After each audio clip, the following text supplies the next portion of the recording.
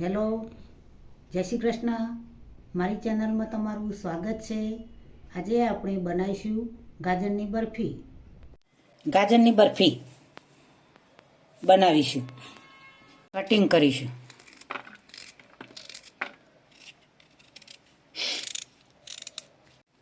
ગાજરને cutting કરી દીધા છે. હવે તેને મિક્સર જારની અંદર ક્રશ કરી દઈશું. 2 ચમચી ઘી એડ કરીશું.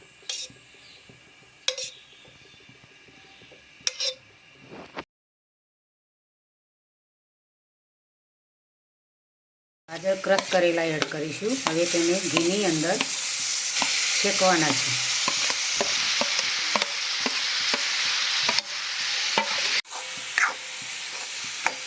જ્યાં સુધી ગાજરની અંદર પાણીનો ભાગ સુકાઈને ત્યાં સુધી શેકીશું. ધીમે ધીમે ગાજરની શેમ શેકાવા લાગી છે. પાણીનો ગ્રોથ ઓછો થઈ ગયો છે. સાકર એડ કરીશું.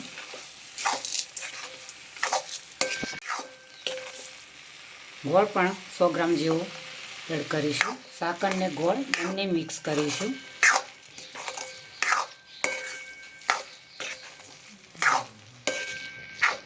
કાજુ બદામ ક્રશ કરીને તૈયાર રાખ્યા છે. 100 ગ્રામ ગાજર છે તો 1 વાટકી કોપરાની છીણ, 4 ચમચી મિલ્ક પાવડર, એલાયચી એડ કરીશું. મિક્સ કરી દઈશું.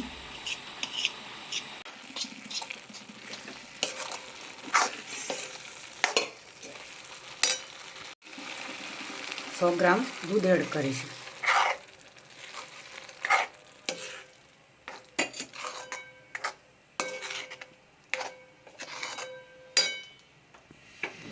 દૂધ પણ સુકાવા લાગ્યું છે.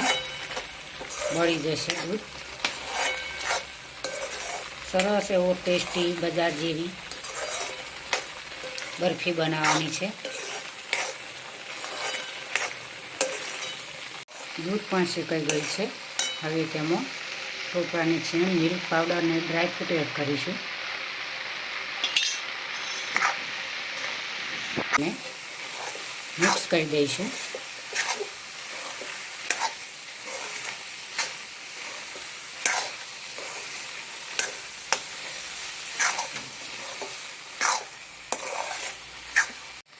એક ચમચી ઘી એડ કરીશું.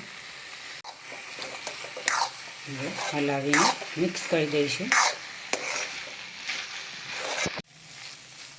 હવે બરફી કમ્પ્લીટ થઈ ગઈ છે. ગેસ બંધ કરી દઈશું. થાળીની અંદર ઘી લગાવી દીધું. પ્લેટની અંદર લઈશું.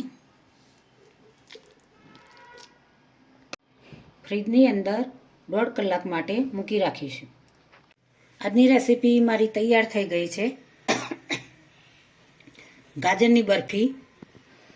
શિયાળાની ઋતુમાં મસ્ત એવા તાજા ગાજર મળતા હોય છે. તેનો હલવો પણ થાય. આ રીતે સીણીને બરફી પણ થાય.